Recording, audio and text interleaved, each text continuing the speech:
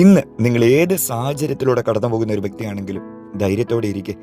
ഒരുപക്ഷെ പ്രതികൂല അവസ്ഥയുടെ നടുവിലായിരിക്കാം, അല്ലെങ്കിൽ ഉത്തരമില്ലാത്ത ഒരു പ്രശ്നത്തിൻ്റെ മുമ്പിലായിരിക്കാം, കയ്പ് നിറഞ്ഞ ജീവിതാനുഭവങ്ങളുടെ ഇടയിലായിരിക്കാം.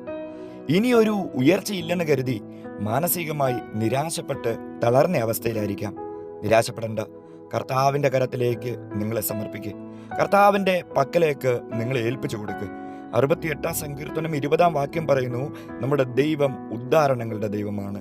അതെ, നമ്മെ രക്ഷിക്കുന്ന ദൈവമാണ് നമ്മുടെ ദൈവം. നമ്മുടെ പ്രയാസങ്ങളിൽ, നമ്മുടെ വിഷയങ്ങളിൽ, നമ്മുടെ തളർന്ന അവസ്ഥകളിൽ, നമ്മുടെ എല്ലാ മേഖലകളിലും നമ്മെ വിടുവിക്കുന്ന, നമ്മെ രക്ഷിക്കുന്ന ദൈവമാണ് നമ്മുടെ ദൈവം. സകല മേഖലകളിലും നമ്മെ ഉയർത്തുന്ന ഉദ്ധാരണങ്ങളുടെ ദൈവമായ നമ്മുടെ സർവശക്തനിലേക്ക്, നമ്മുടെ കർത്താവിങ്കലേക്ക് നിന്നെ വിട്ടുകൊടുക്ക്.